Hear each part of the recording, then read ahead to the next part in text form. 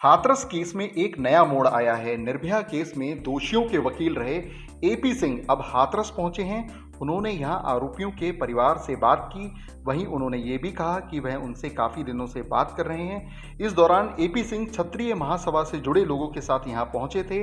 वहीं उन्होंने ये कहा कि इस मामले की जो फीस है वह क्षत्रिय महासभा भरेगी। वहीं केस वह खुद यानी एपी सिंह लड़ेंगे।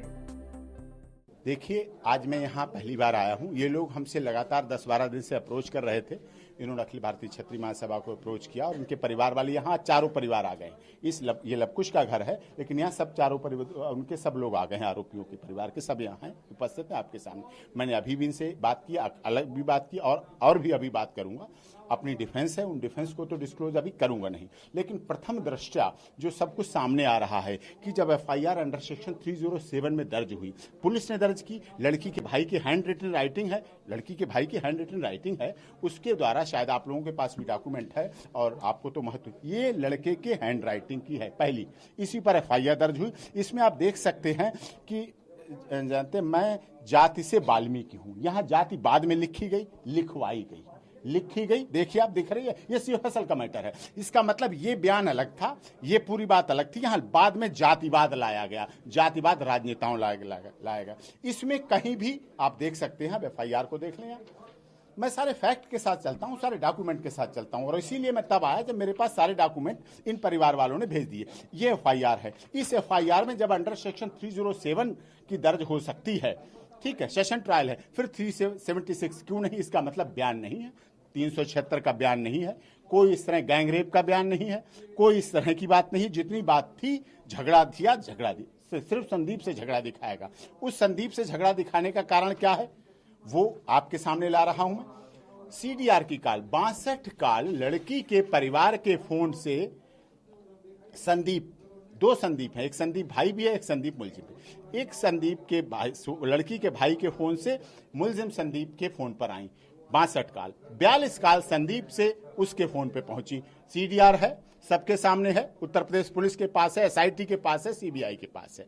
ये बताना पड़ेगा पीड़िता के परिवार को। ये न्याय की लड़ाई है, ये नेताओं की लड़ाई नहीं रहेगी, ये राजनीति नहीं होगी। इस पर उन्हें बताना पड़ेगा। 104 कॉल जो 5.5 घंटे तक हुई हैं बातें, 5.5 घंटे तक इन दोनों के बीच बातें हुई, यहीं रह के इसी टावर से, नहीं घटना से पहले घटना क्यों हुई? घटना का कारण है, जब घटना से पहले यहाँ सारी बातें हुई और गांव के लोग तो अपने घर के बाहर खड़े होकर बात कर लेते हैं, वो घर पे बैठ के थोड़ी बात करते हैं। इसका मतलब कुछ और बातें थी, कुछ दूसरी तरह की बातें थी। एक बात, आप यहाँ वकील के हैसियत से हैं, क्षत्रिय महासभा के हैसियत से तो है नहीं। सुनिए आप सुनिए। सवाल तो ये है कि ये जो आरोपी परिवार है ये आर्थिक रूप से उतना सबल नहीं है। आप स्वेच्छा से इनका केस ले रहे हैं या आपकी फीस होगी, फीस क्षत्रिय महासभा भरेगी? फीस क्षत्रिय महासभा दे रही है, हमारी फीस होगी। और इस केस में SC/ST एक्ट का पूरी तरह से दुरुपयोग हुआ है।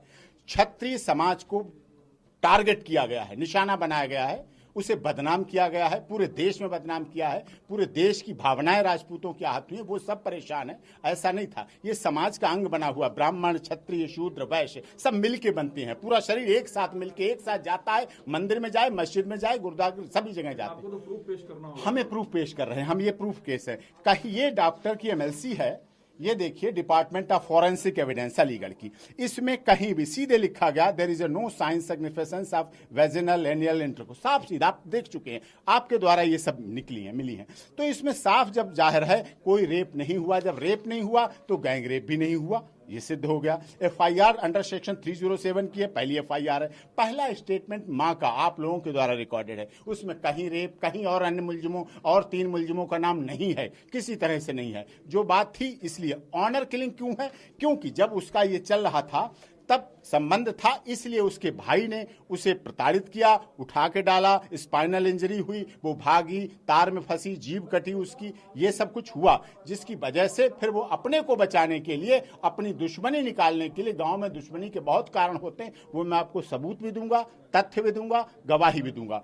इसीलिए इसमें देखा आपने क्या चलाया गया था कि थाना चंद्रभाग घटना की मृतका की जीभ काटी गई, जीभ काट, ऐसा दर्शाया गया लोगों को कि जीभ पकड़ के खींची और चाकू से काट दी गई। जीभ कट गई शब्द अलग होता है, चोट में, झगड़े में, लड़ाई में। तब हाथरस पुलिस ने इसका खंडन किया कि ये पूरी तरह से भ्रामक हैं और जातिवादी हिंसा फैलाने के लिए की जा रही है। उसका ट्रीटमेंट हुआ, आगे ट्रीटमेंट चल रहा है।